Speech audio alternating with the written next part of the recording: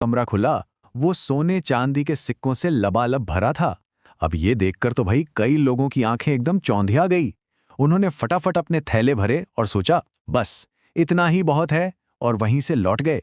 अच्छा, जो लोग इस लालच से बचकर आगे बढ़े, उनके सामने आया दूसरा कमरा। और यहाँ था दुनिया का सबसे लजीज खाना और एकदम मखमली आरामदायक बिस्तर।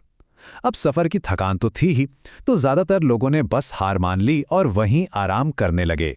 तो सोचिए, इन सारी टेम्पटेशंस, इन सारे मुश्किलों के बाद उन हजारों लोगों की भीड़ में से अब सिर्फ सिर्फ एक नौजवान लड़का बचा था, अकेला, जो अब भी उस रास्ते पर टिका हुआ था। अब वो बिल्कुल अकेला था। जहां हजारों की भीड़ थी, वहां अब सिर्फ वो था। और जानते हैं, इसी अकेलेपन में सफर का जो असली वजन था ना, वो उसे अब कमरा खुला, वो सोने चांदी के सिक्कों से लबालब भरा था।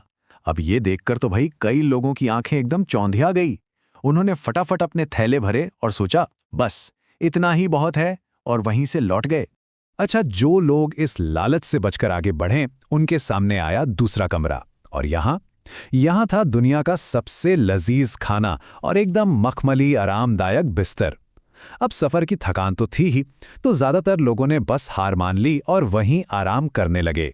तो सोचिए, इन सारी टेम्पटेशंस, इन सारे मुश्किलों के बाद उन हजारों लोगों की भीड़ में से अब सिर्फ सिर्फ एक नौजवान लड़का बचा था, अकेला, जो अब भी उस रास्ते पर टिका हुआ था। अब वो बिल्कुल अकेला था। जहां हजारों की भीड़ थी, वहां अब सिर्फ वो था। और जानते हैं, इसी अकेलेपन में सफर का जो असली वजन था ना, वो उसे अब